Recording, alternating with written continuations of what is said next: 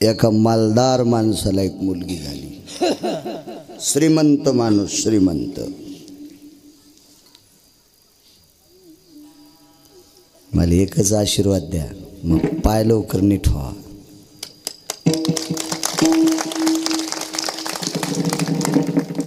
स्वामींच्या चरणी प्रार्थना. मी परवाचं कीर्तन खुर्चीला हात देऊन उभं राहूनच केलं, बसलो नाही. आणि निश्चित माझे स्वामी एवढं करतील, कारण मला यमाच्या तोंडातून ज्या साधून वाचिले तंगड तर नीट करतीलच, माझं करतील, मला खात्री आहे स्वामीवर. हा, खात्री आहे. मी नाना रगील माणूस आहे, मी टाईम वाढीत नाही कुठं. शिजल्यावर जाळ घालायचा मला नाद बी नाही. मी भेतो फक्त देवाला आणि संताला. ना माणसाला काय भ्यायचं, देवाला संतांना भ्यायचं. श्रीमंत माणसाला एक मुलगी, किती श्रीमंत. आजही 5,000 एकर जमिनी तिच्या चुलत्याला.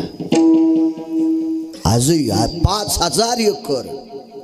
ती ज्या कुळात जन्माला आली 11,000 एकर. मेवाडची राजपूत. श्रीमंत श्रीमंत. मी बघून आलो ते ठिकाण. फार श्रीमंत मुलगी.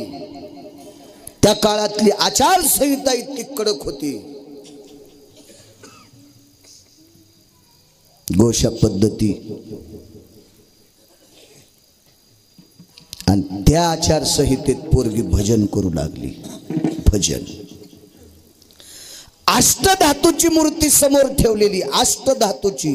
जगदानंद कंद जगतपती द्वारकाधीश कृष्ण परमात्म्याची अष्टधातूची मूर्ती होती. म्हणून नाचे मागे मागे. आणि त्या मूर्तीच्या समोर ती बसून भजन करायची. भजन. पण ती मूर्ती तिला बोलच न गेली. जोपर्यंत भक्तीचं कर्ज त्याच्या डोक्यावर बसत नाही तोपर्यंत ते मागं पुढं फिरतच नाही.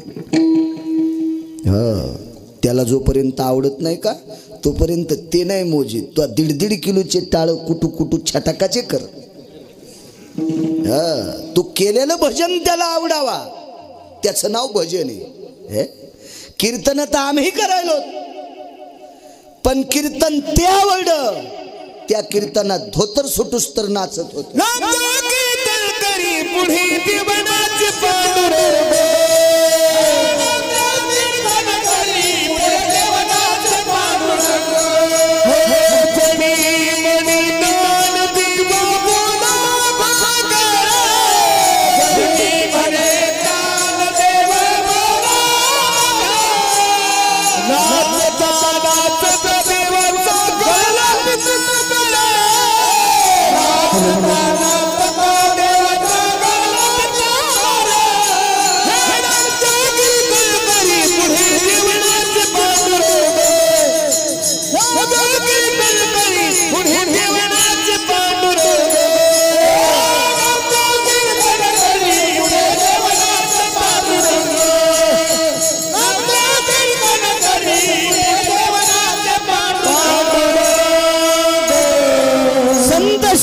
नामदेवाचं कीर्तन सुरू झाल्याच्या नंतर देव नाचायचा. धोत्र कसं होतं. सुंबाचा करदोडा रक्त्याची लंगोटी नामा वाळवंटी कीर्तन करी. सावकारी नाही, कीर्तन करी. रक्त्याची लंगोटी सुंबाचा करदोडा. आणि या परिस्थितीत कीर्तन करत असताना कोट्यावधी सूर्याचं तेजच्या पितांबरात ते थोतर सुटूस तर नाचत होतं. सावध होई देवायसे बोले कबीर. कबीरान म्हणायचं देवा धोतर सुटलंय, कळत नाही कबीरा काय नामदेवराय गोड भजन करते. काय गोड भजन.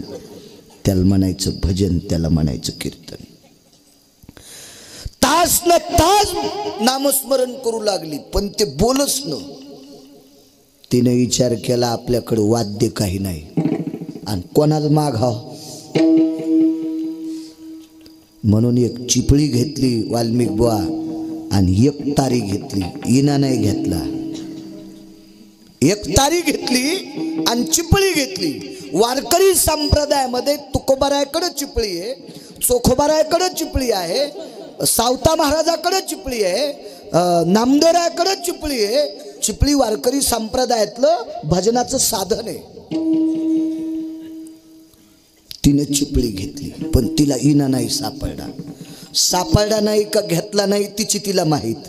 तिने एक तारी घेतली, कारण मीराबाईनं एक तारी घेतली. मला गाथ्यात पुरावा सापडला नाही, पण तिकडचं एक हिंदी भजन मी ऐकलं आणि त्या भजनाचं मराठीत रूपांतर करतोय. बावरी बावरी हाती घेऊन एक तारी मीरा भजन करी. बावरी बावरी हाती घेऊन एक तारी मीरा भजन करी. बावरी बावरी हाती घेऊन बावरी बावरी हाती घेऊन एक तारी बावरी बावरी हाती घेऊन एक तारी मीरा भजन करी. एक तारी होती. एक तारीवरले भजन बरेच लोक म्हणतात, पण गांजावडून म्हणतात. हो, मया झोपडीचा बांबू लई किडका, मही झोपडी मोडाल बर का. दोन अभंग झालं की पेटलं बॉयलर. असं असतं व्हेरी गुड. एक तारी घेऊन भजन नाही बोललं ते. मग तिने विचार केला, बसून केलेला आवडत नसेल, उभं राहून भजन करू. तास न तास भजन नाही बोललं आणि मग सुचलं नाचून भजन करू. नाहीच बोललं. पुन्हा सुचलं पायात घुंगर बांधून करू. घुंगर बांधले पायात. घुंगर बांधल्याच्या नंतर आईनं सांगितलं, मीरा लोग कहे मीरा बावरी. मीरा शोभतय का? तू राजपुताच्या घरातली मुलगी आहेस. काय म्हणतील लोक? थुकतील आमच्या तोंडावर. ए लोक म्हणतील कुलनाशिनी आहेस. शोभतय का मीरा? शोभतय. लोकायला नाही पटल्यावर काय करतील? बाबा तोर काले. मीरा काय म्हणतेस आईला? काय नाही बाबा, मी देवाच्या समोर दारा आणि खिडक्या लावून घरातल्या घरात देवघरात नाचायले, लोकायपाशी नाही. आणि लोकायला जर हे नाही पटलं तर काय करते? वडिलांनी सांगितलं, पोरी तो लग्न होणार नाही, तो लग्न होणार नाही. मीराबाईंनी सांगितलं, बाबा मी त्याच्या संग केलंय. समोर जी अष्टधातूची मूर्ती होती का ना, मी त्याच्यासोबत केलंय. वडील थोडे तांबी स्वभावाची जुनाट विचाराची माणसं होती. पापिनी, आमच्या पोटी जन्म घेऊन आम्हाला शहाणपण शिकवतेस? काय बोलतो तुला तो? बाबा तो मला कितपत बोलतो तुम्ही बाजूला बसून पहा. आईन बाबा पलीकडच्या घरात खिडकी उघडी, त्याच्या समोर नाचू लागली. ते ताडकन कोनाड्यातलं उठलं, मीराबाईच्या सोबत नाचू लागलं. जगाचा बाप, जगाचा बाप. वडिलांना सांगितलं, पोरी हा घरातली घरात नाचतोय, आम्ही मान्य करू शकतो, पण जग मान्य करीत नाही. तू भजन बंद कर. नाही करणार बाबा. दुधामध्ये विष टाकलं, मुलीला प्यायला दिलं. राजाजीने भेजा विष का प्याला. पिवत मीरा हशी रे, पग घुंगरू बांध मीरा नाची रे. पेऊन टाकलं विष. तरी मीराबाई नाचूच लागल्या. विष कुठे? बघा मूर्ती. ती मूर्ती काळी झाली. त्या दिवशी ओकळीकर दादांच्या कीर्तनात थोडासा ओझरता प्रसंग होऊन गेलता. ओझरता ती मूर्ती काळी झाली. बाबा मी केलेल्या भक्तीचं टोक किती आहे तुम्ही हे तपासण्यापेक्षा ते बघा. तुम्ही बाप असताना सुद्धा मला मुलगी असून विष दिले, पण त्यानं विष प्राशन केले. तो जगाचा बाप आहे, जगाचा बाप. विश्वाच्या मालकाला एके दिवशी प्रश्न केला, देवा तुला काय गरज होती रे एका बाई संग नाचायची? बाई संग नाचला शेका? अरे विश्वाला नाचवायची ताकद तुझ्यात आहे, आणि काय गरज होती? ती मायबापाचं ऐकत नाही, तू तिच्या सोबत नाचतोस. विश्वाच्या मालकानं सांगितलं, यमधर्मा माझ्या कृपेने वाहणाऱ्या निर्मळ वाऱ्यापासून तिला जितके श्वास भेटले त्याच्या हजारो पटीनं त्या श्वासाच्या बदल्यात तिनं नामस्मरण केलंय. बाई मी इकत घेतला श्याम. आयुष्यभर जे श्वास घेतलेत का, प्रत्येक श्वासाला ती माझं भजन करीत गेली. या भजनाचं कर्ज माझ्या डोक्यावर आहे. म्हणून नाचे मागे मागे, म्हणून नाचे मागे मागे, वाहे अंगे अपोलिया, वाहे अंगे अपोलिया,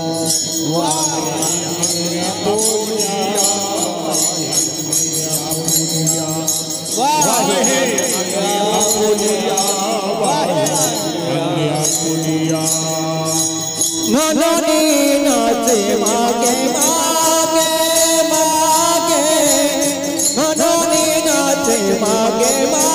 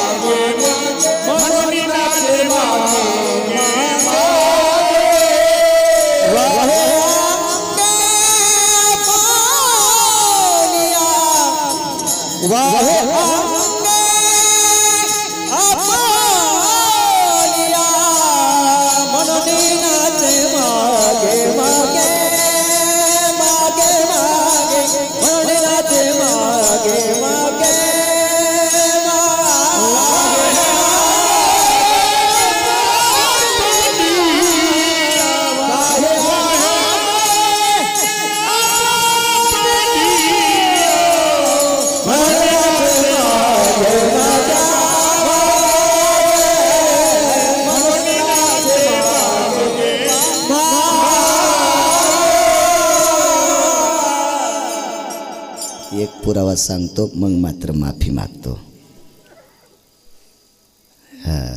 सूड बी जरा हिशोबानच घेतला पाहिजे, हाय का नाही? हाय का नाही? एक पुरावा सांगतो, एक पुरावा. 5-4 माणसं यात्रेकरता निघाली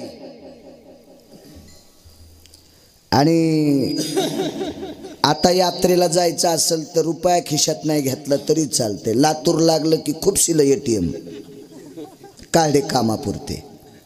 उस्मानाबाद लागलं की खूप शिलं, सोलापूर लागलं की खूप शिलं ATM.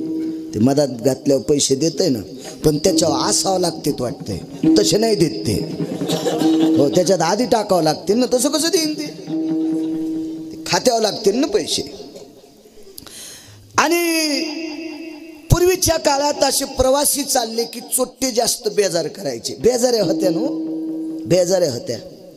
इथं बसलेल्या बऱ्याच वयस्कर माणसाला माहीत असन चोरायनं कंस खुळडेले. हुलड्यात पण नेत होते, हुलड्यात. आता पैसे देऊन खुळीनत. हो, मी बैलाच्या कडव्यापुरतीच पेरितो, फक्त कडव्यापुरती. हो, म्हणून तर देव पिना पाडायला आपला. त्याच्याकडे सगळेच न्याय, सगळेच न्याय. नेणार नाही कोणी खुडून. उभी रास हा नगदीच्या माग आहेत. गिरगावकर अडवायला भेटाव, नगदीच्या माग, नगदीच्या. आणि त्या काळामध्ये प्रवासी चालला की चोर त्याला पकडायचे. त्याच्याकडे आणा, आदला, खडकी, दमडी, कवडी, लालपई, ढबल पैसा, जुने पैसे, हे पैसे त्याचे गुरुजी घ्यायचे. म्हणून यात्रेला जाणारी माणसं काय करायचे, लातूर लागल्याच्या नंतर लातूर मधल्या पिढीवर सावकाराकडे पैसे जमा करायचे. त्या सावकाराकडनं चिठ्ठी घ्यायची आणि मग या सावकाराचा हितेशी सावकार पंढरपुरात असायचा. तो म्हणायचा तुम्ही माझ्याकडे 10 रुपये दिले ना, मग 10.25 रुपये तिथून घ्या, चाराने बताओ. हा, मी व्यापार करतो ना, मला माहिती आहे ना, 13 कम 85 90 कम 87 लागन का नाही. ते कसं दुकान चालेल बरं, त्याला करावं लागेल का नाही. ते तसं 10.25 रुपये तिथं घ्या, तिथल्या सावकाराचं नाव द्यायचं आणि मग ती इमानदारी असायची, मोहर असायची, ती चिठ्ठी सांभाळून न्यायची. हो, एक जण म्हणला ती चिठ्ठी चोरून घेतल्यावर पंढरपुरात आपण दाखिल्यावर आपल्याला देत नव्हतं का. नसता सोमल्या, मोहर याची होती ना, कसं कसं देईन लागन ना. तर तसं भगवान श्रीकृष्ण परमात्म्याच्या दर्शनाकरता द्वारकेला काही माणसं चालली, म्हणून नाचे मागे मागे. शेवटचा पुरा. आणि तुम्ही बी चांडाळा होत, उठा ना मागचे. हो ना, मागचे उठल्या मग मला कळत यायला आवडणं म्हणून, पण तुम्ही असे खटू खटू बसलात लगे. हो ना,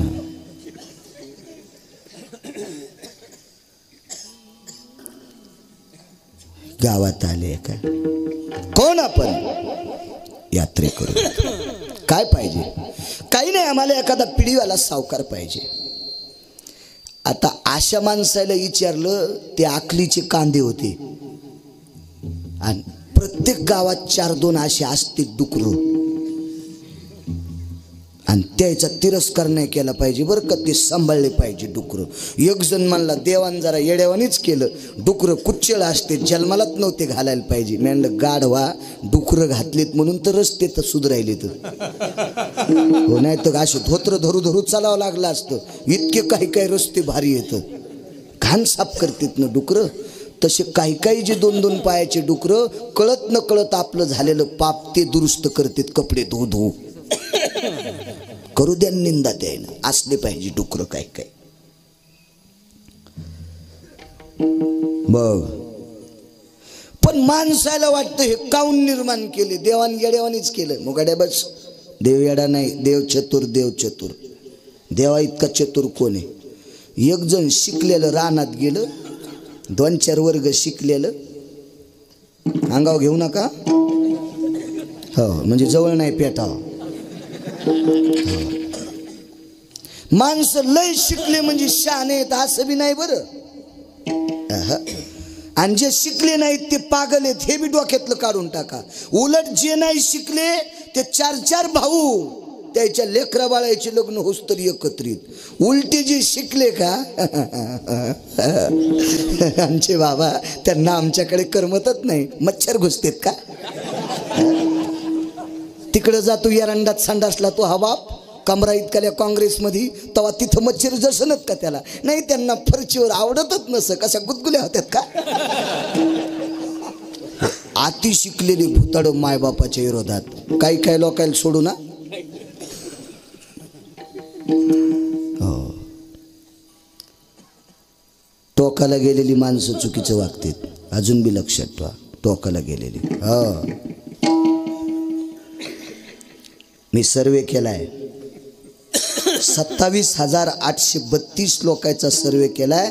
त्याच्यातले फक्त 368च मायबापाला सांभाळतात. महाराज गळ्यात शपथ, गिरगावकर सकाळच्याला मरण जर खोटं बोलत असेल तर. उलट राजकारणी तरी लोक आपल्याला नाव ठेवतील म्हणून मायबापाला सांभाळतील. आमचे ते कीर्तनकार आले, माईवरण बापावर सांगितल्यावर त्याने रडिलं. हळूच आमच्या इथल्या रगील माणसाने विचारलं, तुमची आई कुठे? लहान्याकडे राहती. आणि मग तू काऊन कीर्तनात येणार द्याला नाही, तू या इथं काऊन राहत नाही? मला माय लय आवडती हो, माय बायकोच तिचं जमत नाही. मग सुंबळ्या, माईमुळं बायको आली का बायकोमुळं माय आली? घेणं जमून. हो, आणि आपल्या लोकांनी चांगलं वागायला पाहिजे वाल्मिक बुवा. हो, आपला पांढरा शुभीत कपडा आहे, काळ्या कपड्यावालं रस्त्यानं चाललं, ढवळ्या कपड्यावालं रस्त्यानं चाललं, तिकून डुक्कर भरकं आलं, जपाव कोणत्यानं आहे का नाही. अशी चपकन शेपूट धोत्रा आणल्यावर कुठं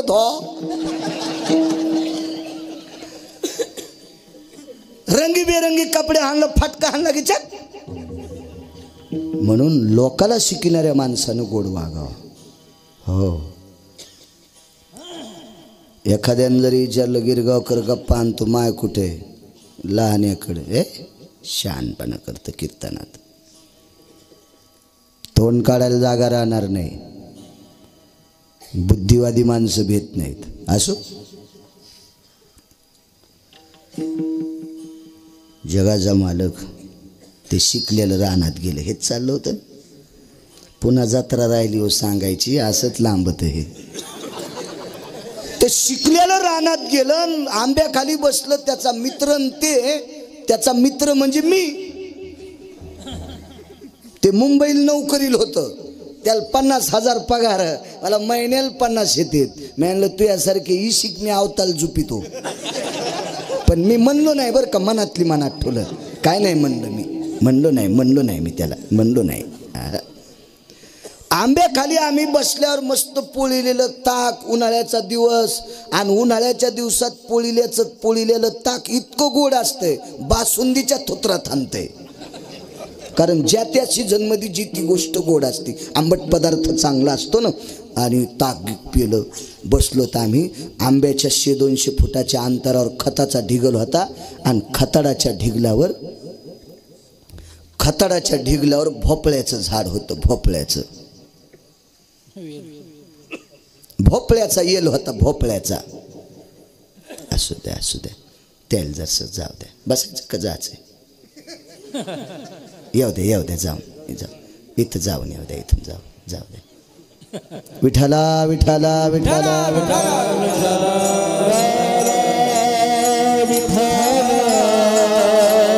आणि ते मुंबईला शिकलेलं मला म्हणलं, बाळू महाराज तुम्ही कीर्तन करताना हा तुमचा देव पागल आहे.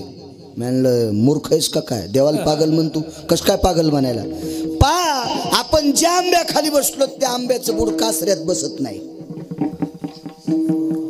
बसत नाही, इतकं मोठं आंब्याचं बुड, आणि आंबा केवढा.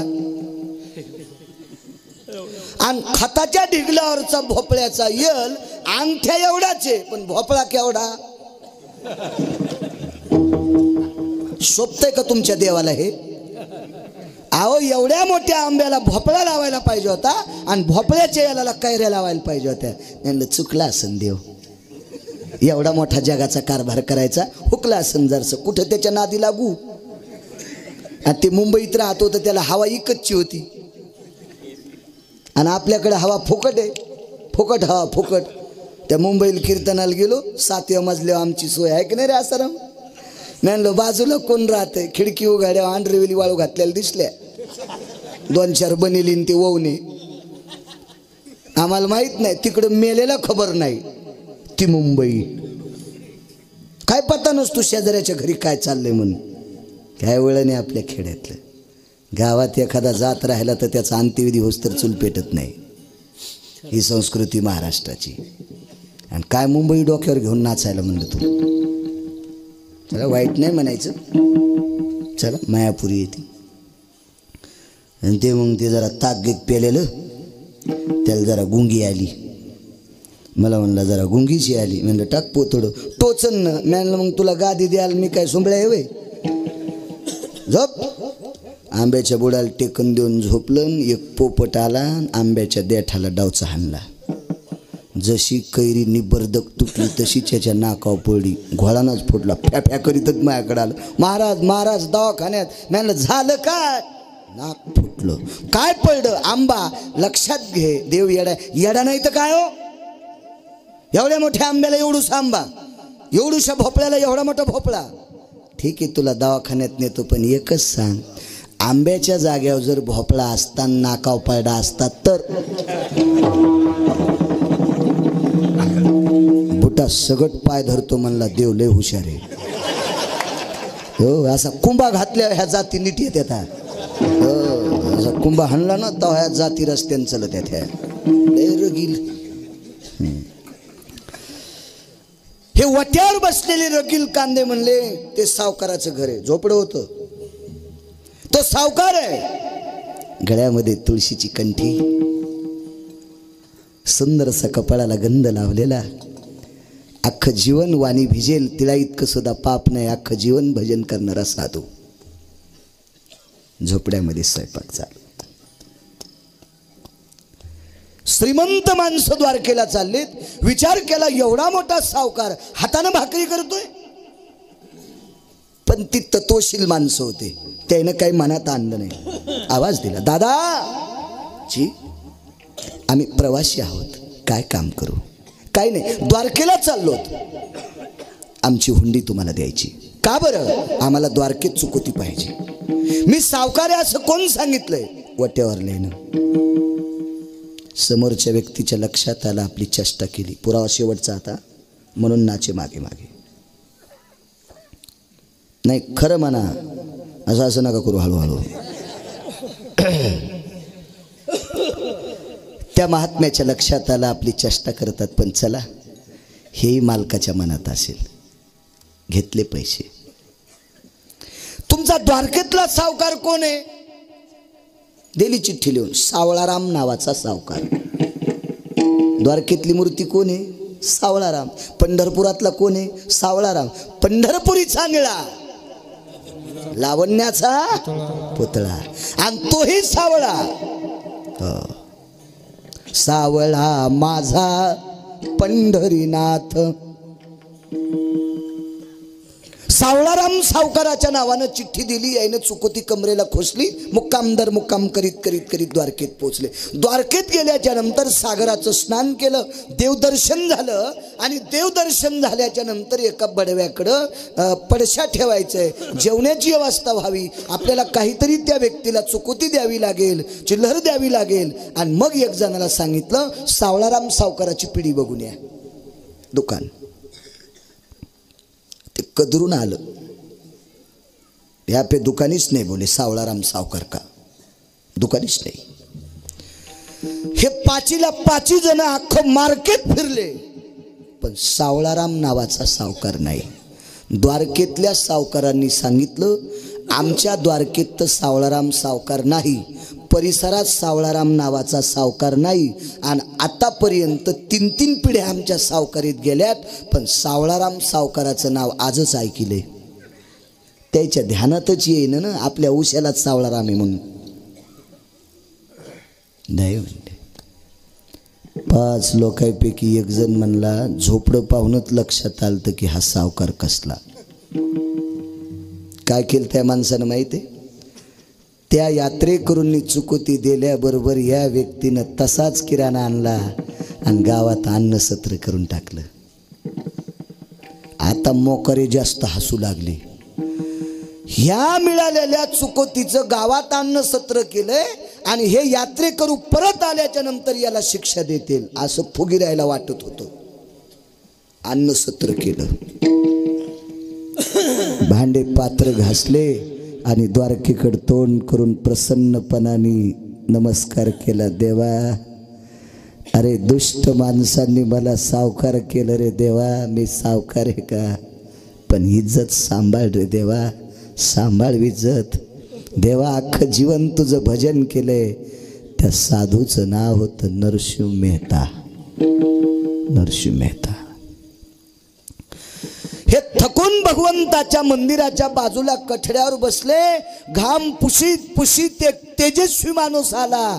त्या तेजस्वीकडे बघितल्याच्या नंतर सावकाराच्या गल्लीतून येत असताना प्रत्येक सावकार दुकानातून बाहेर येऊन त्याच्या तेजाकडे बघत होता. कोण आहे, कोण आहे, कोण आहे? आणि बरोबर हे 5 लोक बसले. तिथंच आलं.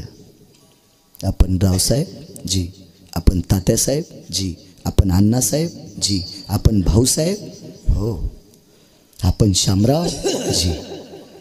आपली चूक होती. ही आपली चूक होती. कोण आपण? मी सावळाराम सावकार आहे. मी सावळाराम सावकार. चुकोती हातात दिली आणि प्रसन्नपणानं 5 जण एकमेकाला बोलतात आणि बोलणं आटोपून बाजूला बघतात. तोपर्यंत अदृश्य झालं. वापस आल्याच्या नंतर पुनश्च नरसिंह मेहत्याच्या घरी ते झोपडं साधलं. वट्यावर बसलेले म्हणले, आता पाहायची कशी मजा आहे तिथं. नरसिंह मेहता स्वयंपाक करत होते. नरसिंह मेहता स्वयंपाक करता करता आवाज दिला, सावकार. वाकत वाकत बाहेर आले आणि पाय धरले, माफ करा. 5 लोक म्हणत होते, माफ करा. तुमच्यापाशी आम्ही जेवढी चुकोती दिली त्या चुकोतीतला बटाव सुद्धा घेतला नाही. असा सावकार जीवनातला पहिलाच पाहिला. नरसिंह मेहत्यानं सांगितलं, दादा, सावळाराम नावाचा सावकार द्वारकेत नव्हताच. मंदिरातल्या सावळारामाचं नाव लिहून दिलं. त्यानं सुद्धा सांगितलं, पैसे हातात घेतले आणि बघितलं की दिसलाच नाही. मालकाला विचारलं, काय गरज होती तुला इतकी कुटाने करायची? अख्खं जीवन भजन केले नरसिंह मेहत्यानं. मनोनी नाचे मागे मागे. 5 संतांची कहाणी. कुठल्याही साधूचं चरित्र बघा, कुठल्याही साधूचं. सावता महाराजांच्या घरी खुरपू लागू लागला, मनोनी नाचे मागे मागे. नरहरी सोनाराच्या इथं घडू फुंकू लागला, मनोनी नाचे मागे मागे. शेणा महाराजांच्या घरी त्याचं काम केलंय, मनोनी नाचे मागे मागे. कुठलाही साधू पा. जनाबाईच्या सोबत गौऱ्या येचू लागला. तुळशीच्या वनामध्ये जनाबाईला कोणी नाही, तिला आंघोळ घालू लागला. माझ्या जनीला नाही कोणी, म्हणून देव घाली पाणी. डोई चोळी सारंग पाणी, वाक काढ्या जनाबाईच्या, म्हणून नाचे मागे मागे. का? अख्खं जीवन भजन केलं. ब्रह्मांडाचा धनी तो संती केला ऋणी. विठोबा रखुमा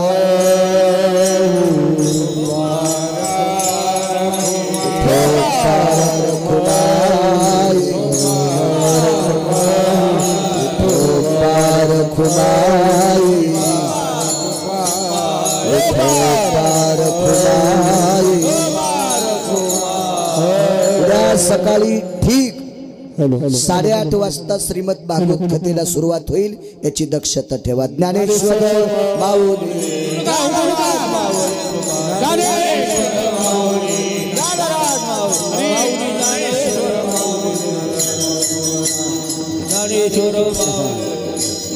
गुरुजी, चाल घ्यायची का बाबा? नको का चाल? उठले का? हे असं गर्दा झाल्यावर असंच इचकत बघा, आहे का नाही? हनुमंतराव काय मिळे बघू द्याच. म्हणा म्हणा म्हणा 2 मिनिटं. ए आसऱ्या सांग रे.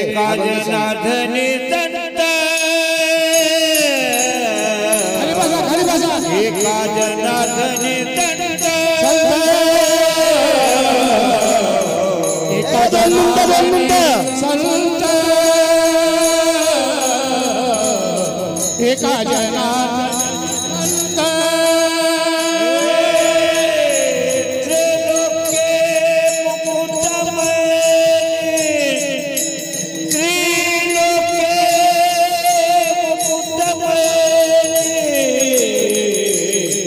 म्हणून मागे मागे, म्हणून मागे.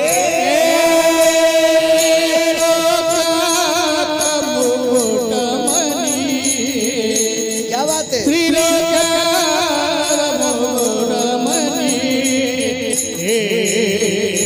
मनोने डाले मागे मागे, मनोने डाले मागे मागे.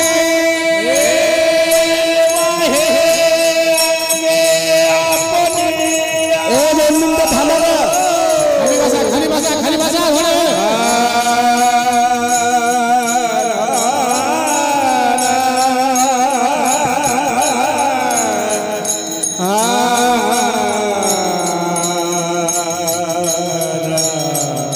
Ah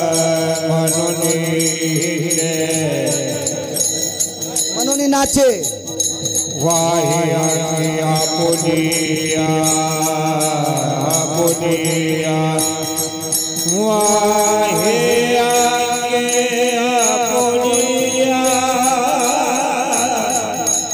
वाहे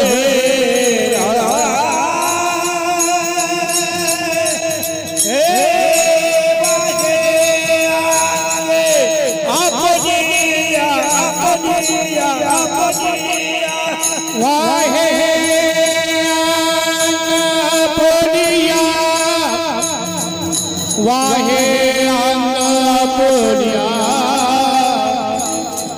आपुनिया वाहे आपुनिया आपुनिया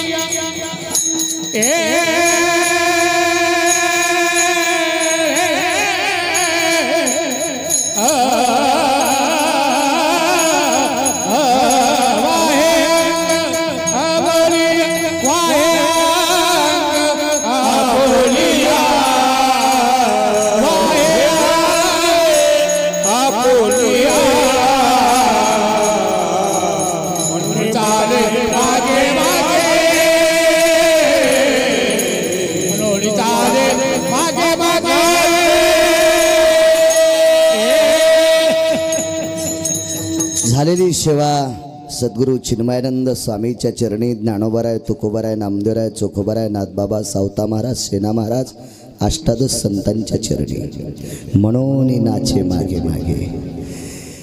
ज्या बापानी जीवनभर संपत्ती कमवून पोरासाठी ठेवावा ते पोरग बापाचं पक्ष घालीत नाही की तो वर्षे पुण्यतिथीचं 96 वर्ष झाले समुद्राला लाजवील असा अलोट भक्ती संप्रदाय ज्या समाधीपाशी चालतोय त्या साधूनं अख्खं जीवन परमार्थात घातलंय म्हणून जगाचा बाप हे चालवतंय म्हणून नाचे मागे मागे। सामान्य ताकद आहे जगातला एक नंबरचा संन्यासी ज्या साधूला प्रत्यक्ष बोलावा मारुतीराय बोलतात ही ताकद ज्या महात्म्यांची काय टोक असेल कल्पना करा सद्गुरू चिन्मयानंद स्वामीचं ज्यांच्या करता विमान यावं काय मोठी ताकद असेल स्वामीची।